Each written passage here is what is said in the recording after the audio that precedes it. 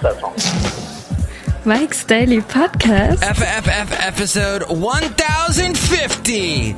That's right, just 50 away from 1100. Or 1100 if you prefer. It's Mike Matthews broadcasting from Cafe Anyway, located somewhere in Podcastro Valley, Mont, the last place on earth. Today, we'll hear from Benita, the Disgruntled Fiddle Player, the Brewmaster. Mike's Daily Podcast. And an exciting segment that'll take you into the canine world called the Word-of-Dog. Mike's Daily Podcast. Oh, that's right. I think I have to tell you I'm having a tough time getting into this thing called daylight saving time. It's causing all kinds of problems with my mind. I had like a headache for most of the day yesterday. Mike's Daily Podcast. And it didn't help my roommate. Well, he's great, but Mike's he came home Daily when I was supposed to Podcast. be napping.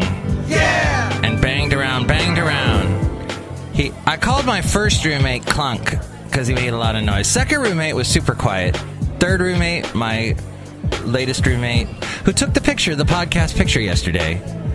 The great podcast picture of Basil the Boxer and the blooms on the tree in my backyard. But my third roommate does kind of make a lot of noise when he moves around. Which is fine. He's actually really quiet other than that. He doesn't blast his music or anything like that. He's like the ideal roommate. We talk, we have a good time. He's not weird. I enjoy his company. I don't know how much longer he's going to be with me, though. Gosh, he's been with me longer than any of my other roommates, so... But he's a young guy. I can see where he's going to have to move at some point. Maybe move over to the other side of the bay to be closer to Stanford. I know he's got Stanford ideas and such. He's in the medical world, so we'll see. But anyway, I need to get some super strong earplugs, and that will help me get through.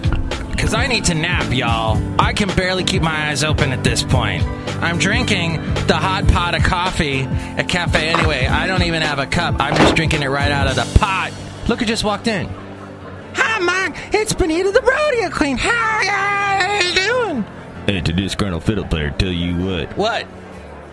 Well, y'all keep bashing Trump. I didn't say a dang thing about Trump today. No, well, you had me in that drawing saying monosyllables and Trump dum. Yeah, I did that. But, come on, I mean, Trump supporters are violent, and they're knocking over, they're stealing television sets, knocking over newspaper stands, they're doing other things. What are you talking about? I don't know.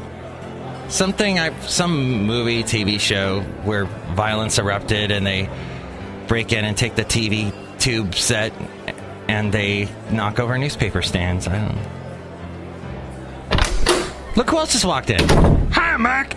I'm the Brewmaster. I make the root beer. Oh, boy. Brewmaster, nobody cares about root beer anymore. Don't say that. I'll cut you. All right, we're done. That's usually the dialogue we have. How are you guys all getting used to daylight savings? Benita, how are you getting used to it? I like the extra hour sleep. It's not an extra. They take a... Benita, they take an hour away. The extra... Yeah, they took it, stole it right out of our pantry. Oh, no. I don't know what I'm going to do. I don't care. Ah, ha, ha, you had me going there. I know, I'm funny. I got to go. Bye. This was a great conversation. But honestly, she doesn't know about the time change because I keep her life occupied with my sweet loving. Oh, that's wonderful. Well, that's what we need more of in this world is love. What the world needs now is that, and sweet that.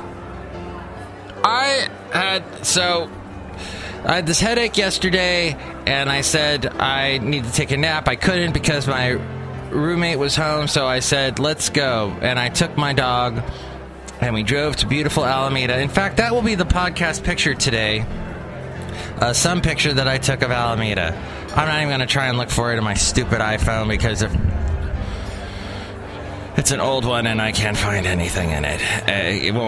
It opens Windows so slowly. You know how usually when you on your smartphone, when you hit one of the apps, it goes boop and it's instantly there, right? Mine, it opens up really slow, like you're going through a slow tunnel really slowly, and it grows. And am I making any sense right now? But anyway, I had a lovely time in Alameda with Basil, and then I'm like, dang it, when is the sun gonna go down? It's still up. When is it going down? This is crazy. It's still up. Craziness up. And let's see. Oh, in my exciting world, what I do is I am Haley is not here for this week in the usual time slot. That's why Haley's not on with me. But what Haley usually does is he produces a show. He's the board op for a radio show. And the guy is in a different location from where we are. So we have to, over a dedicated line, tell this person, as he's doing his show, look, you've got 2 minutes left, you got 1 minute left, you got 30 seconds, wrap it up. Because we have it very well timed. There's all kinds of other reports we get from CNBC and Fox Business News. It's a business channel. It's a business radio station, business format. And apparently, I found out that he doesn't like it, this talk show host, when I give him 2 minutes. He'd rather just give me just have the 1 minute. But when he told me in such a way that he said, don't go with the 2, he said one time. And I'm like, what? What, the 2? What's the 2? I don't get the 2. What's a 2? 2 could be anything. Don't go with the 2. That's a menu item at your favorite Chinese restaurant where they make on the number 2 would be the Kung Pao chicken. So good. Don't go with the number 2. That would be like the number 2 haircut that you get at Supercuts, where they shave it all off. I think I have a number 2, right? Isn't that a number 2? Gosh, my head's shiny today. I just caught the reflection in the root beer mug you have there, Brewmaster. Thank you. My root beer mugs can also be used as mirrors. Oh boy! Somebody please drink root beer. I'm going out of business. Poor Brewmaster. Hey, so all that can be found at the website MIKEs-DAILY-PODCAST.com. No, actually, none of that can be found but the podcast picture can. And if you want to help out and support the show, you can do that through the Amazon link at MIKEs-DAILY-PODCAST.com. Click on that. Buy something. It helps us out. We smile. You smile. The world smiles. The world has a big smile. You know where the cheek parts are that create the upper limits of the smile? Those would be Mexico. Because Mexico's always a big, happy place with... do they take the pig cheeks, right, and turn them into tacos? I need a taco right now. I've got Mexican food on my brain. Do you know what happened? I got a text. Yes, I got a text because I'm part of some food rewards network, like 5-Star or Belly or something like that. Is Belly even around still?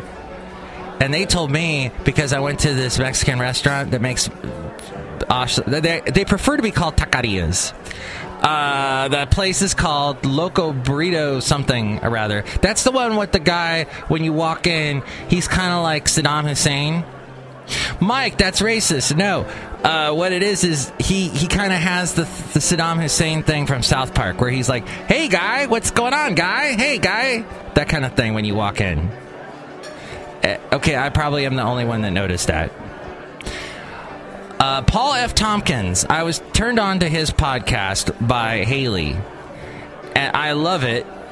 The particular show I was listening to, I think the latest one, he broadcasts live from Largo, Cafe Largo, which I always wanted to go to when I lived in Southern California. My ex-wife and I almost went. There were so many great artists that performed there. I know Fiona Apple, John Brion that works with her performed there. Michael Penn, one of my favorites. Michael Penn's wife, I think they're still married. Amy Mann of Till Tuesday performed there. Patton Oswalt, what's his name? Fred Armistead used to perform there all the time. So Paul F. Tompkins is like a patron saint there. And he comes to Largo, always packs it, and the audience is screaming and loves him, and he's just completely improving away, and he does his spontaneity thing podcast. And one of the people he has as one of his, this is my term, Paul, so don't steal it, podcast players. He apparently, I forget the guy's name, Craig or Tom, I don't know, Skip, said that he was in Shakespeare plays, and one of the Shakespeare plays he mentions is All's Well That Ends Well, and that's the only Shakespeare play I have ever done. So I was like, wow, I wonder if he played the same part that I did. He played the same part that I did. Not Paul F. Tompkins, but one of his podcast players. I coined that term, don't steal it, Paul. They should be called Paul players. Paul F. Tompkins players. You can take that, Paul. But the guy played the King of France. I played that as well. And he mentioned something that I had forgotten, since I have not done that role in ages, is that I had to look sick at the beginning of the play, and by the end of the play, I had to look like in the best of health. So what they did with me is they put a bunch of gray in my beard. I had a beard at the time. They put gray in it, which now, of course, it doesn't need to be the gray just is there. But it happens. You get old. The hair says I'm turning gray. Screw this. And they also put gray in my hair. I had hair back then. Oh, and they put a bunch of that white stuff on my face and put wrinkles in my face. Ooh, there was a really hot blonde that did all the makeup on me. And I didn't find out till the very end, when we had the rap party, as it were, the big, we're done with the play, let's party, that she was totally into me. And I only found that out because someone took a picture of us dancing together, and she's totally looking at me in an adoring gaze, like Nancy Reagan had with Ronnie, an adoring gaze. But that whatever. Water under the bridge. That was 70,000 years ago. That whole thing. So they had to put wrinkles on my face, which now, of course, they're there anyway, and I could play that king really well now. Except for the part towards the end of the play when I'm supposed to be all youthful and everything. They took all the wrinkles away. By the end of the play, I was looking all healthy. With this guy that works with Paul F. Tompkins, they did the same thing, only they had him shave all his hair off. Yeah, he played also this role in college. Only with this guy, he had to shave his head, which of course now my head is shaved anyway. That would have worked out perfect for me, but now, the guy, when by the end of the play, when the king is better, they put on a curly wig on his head, like as if suddenly hair sprouted. And then they also made him taller by the end of the play, for some reason. They didn't do that with me. But with him, they had him like just in normal shoes at the beginning of the play when he's sick. And by the end of the play, he's in like high platform shoes. And then he told some funny joke about how he wore a robe, and they told him not to wear underwear because if people saw his modern underwear, it would kill the illusion. And somehow things got under wraps. Out of wraps, unwrapped, and that was the listen to his podcast if you want to hear the whole story. But I thought that was so amazing. Hey, that's an exact same thing that I did. And then Paul Tompkins brought up Project UFO, which was a TV show I used to watch all the time. There were a couple TV shows that were put on TV after Star Wars got so big to try and capitalize on the whole sci-fi excitement. Battlestar Galactica, the first one, being not the Edward James Olmos one, but the first one, not the Sci-Fi Channel one. The original one, which was on ABC and had Lorne Greene playing Adama on it. And there was Starbuck on there, which, of course, Starbuck later started the coffee company. No, that didn't happen. But that actor that played Starbuck later played Face on A-Team. Then there was this other show called Project UFO, which thought, hey, let's play with UFOs and that whole sci-fi stuff. And that show was on for a while. It didn't last. But I remember watching every episode going, oh, cool, I get to see spaceships. I was fascinated by how not so much... I didn't really care for sci-fi stories. I always thought they were stupid. But I loved how you could take a camera and then take a model of a spaceship and go, look, this is a real thing flying through space. I don't know why that got to me. Nowadays, it's all rendered through computer graphics, and that doesn't interest me anymore. And now I live a really bitter, depressing life, and I go to dog parks.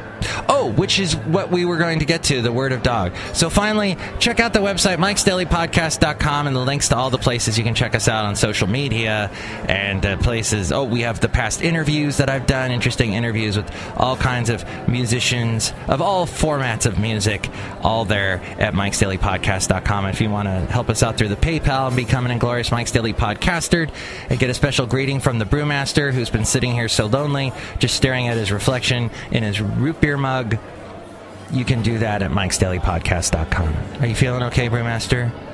I'm lonely. All right. Come with me, then, as we do this segment. The word of dog.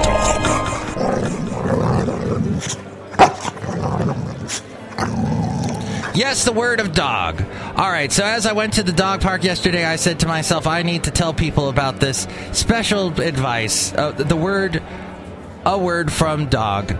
It's telling you that when you're at the dog park, what to deal... People take their dogs to the dog park. And often people bring aggressive dogs, and there's a little bit of pandemonium and dogs trying to get on top of other dogs.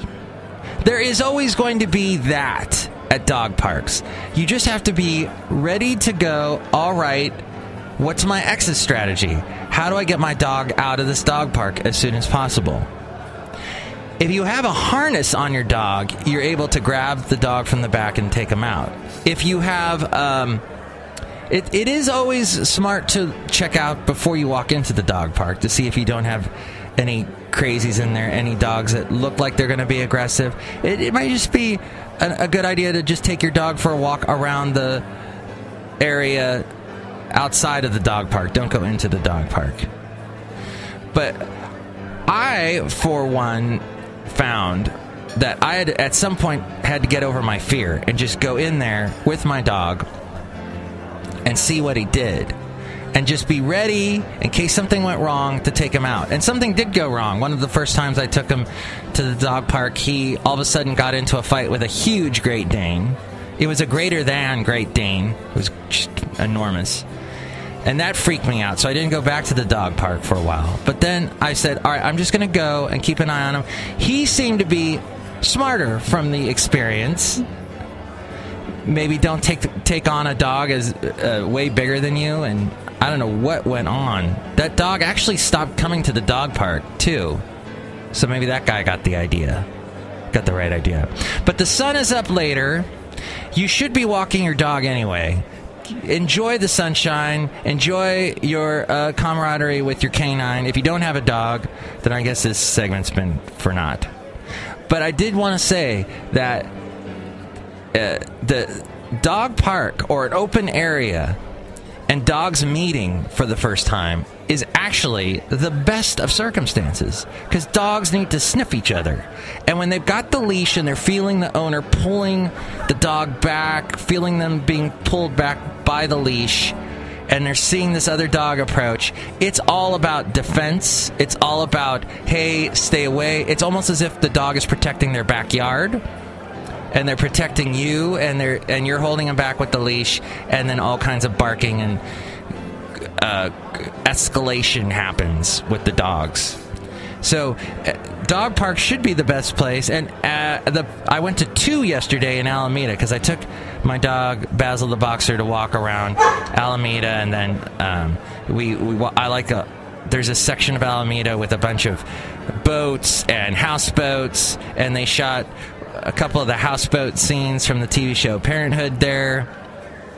and it was just a beautiful day, and the sun's up later.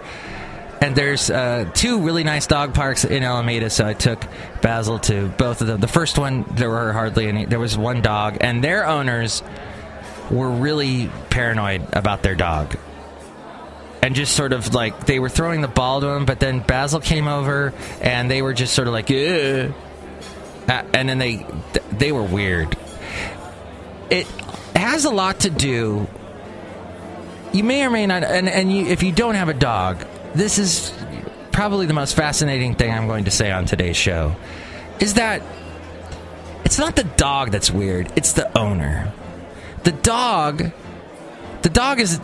Dogs follow certain consistencies in life. They're going to be protective. They're going to want to eat. They're going to want to play. They're going to want to herd if they're a sheep herding type dog. Herding dog. Herding with a D.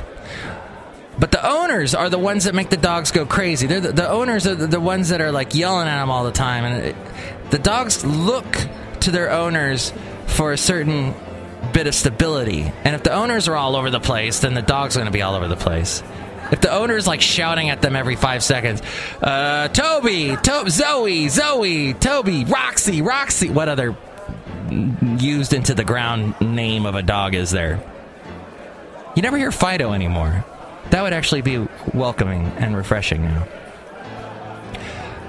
I guess I've pretty much wrapped up dog talk as we go outside a cafe anyway. We're bringing Mike's Daily Podcast somewhere in Podcaster Valley. And here's today's podcast picture. I guess I could have called that show Dog Talk, but I did not. So the picture is from Alameda, the podcast picture today. And I'm not going to put dogs in this one, because I've had Basil was in the last one. Yeah, we'll go dogless on this. Just a nice Alameda picture somewhere. I'll describe where that is. Next show, we're going to have Madame Rootabega, Valentino, and Bison Bentley. Good luck getting used to this, the hour stolen from us. It's tough. And if you're a Marco Rubio supporter, I lament you. I'm sorry, but he's going to be out by tomorrow. He will be out by tomorrow. And he's going to lose Florida. Donald Trump's going to keep going. And people are going to keep getting beaten up at his rallies. So that'll be interesting. Don't go to his rallies is what I would suggest. Avoid Trump rallies at all costs. Hillary's going to pick up delegates. Bernie Sanders is going to do well, but not pick up delegates.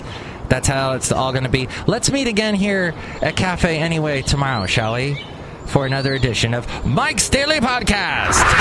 Mike's Daily Podcast is written and produced and performed by Mike Matthews. His podcast is super easy to find. Download or listen to his show and read his blog at MIKEs-DAILY-PODCAST.com. Email Mike now at MIKEs-DAILY-PODCAST@gmail.com. See you tomorrow. Bye!